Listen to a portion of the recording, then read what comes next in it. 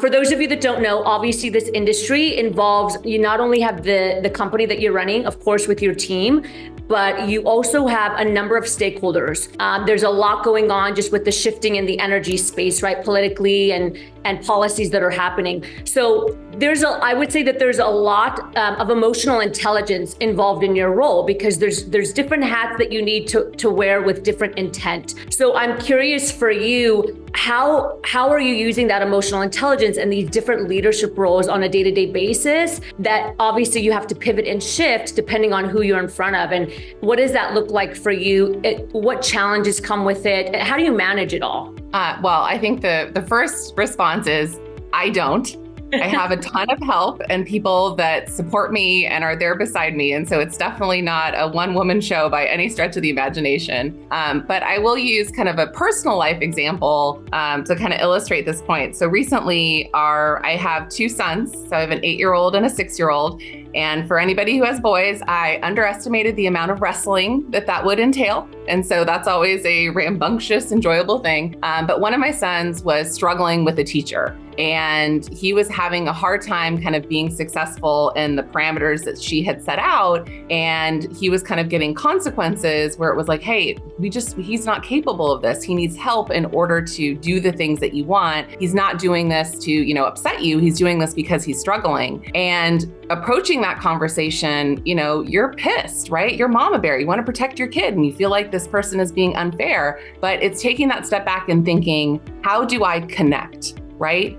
How do I get through and have a conversation that is going to have the best likelihood of a positive outcome for my kid? And how do I get her to care about him and his experience, and then us to problem solve and work forward together? And we had a great conversation, and he's doing great and things are so much better. But I think, in the environment that we operate in today, there's such an us versus them environment. It's so polarizing.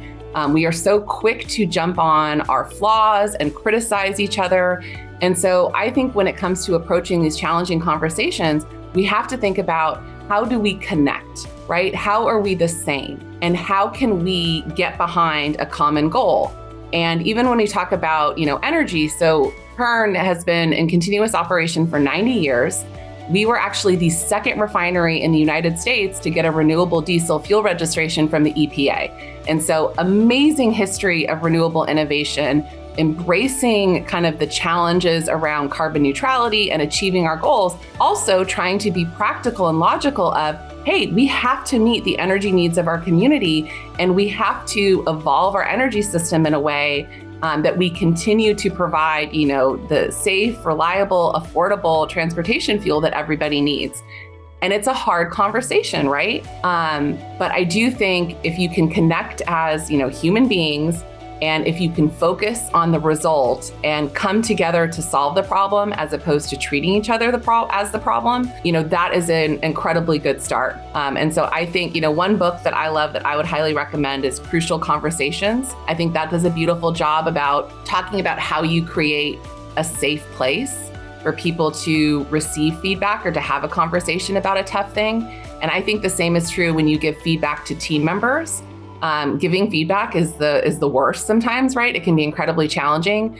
But if you're approaching someone from the perspective of, I believe in you, I see that you can do more, I am here to help you, and I'm providing that feedback as a coach because I'm excited about what you can accomplish, that's a very different sentiment than trying to shame someone or punish them for not doing what they're doing. So I that's kind of how I think about it, is how do we come together? I love that approach. It's really servant leadership and what I like to call a potential seeker, right? So looking at the individual and figuring out how can I grow this individual in their potential and have forward feedback, we call it, which is just being able to give insight that's going to help them grow into the future.